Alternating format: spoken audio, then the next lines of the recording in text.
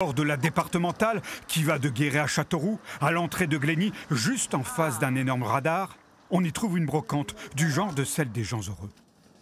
On va mettre les trucs qui craignent pas parce qu'il va peut-être pleuvoir là.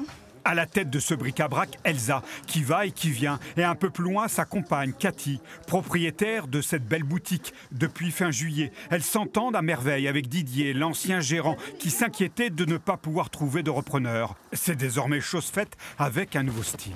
On essaye de garder l'esprit, quoi, justement un peu caverne d'Ali Baba. De toute façon, je crois qu'on ne pourrait pas faire autrement.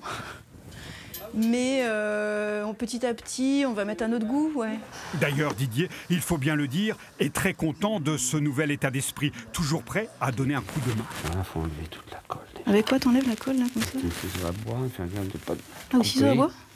Ouais, il n'y a que ça, ouais. Ah ouais. Dans cette taverne d'Ali Baba, les nouveaux propriétaires essaient de mettre un peu d'ordre, ranger, trier et définir le prix des objets, ce qui n'est pas toujours évident. On a mis 60 €. Tu les vendais combien, toi, ceux-là? Ah bah oui, on est dans le prix, là.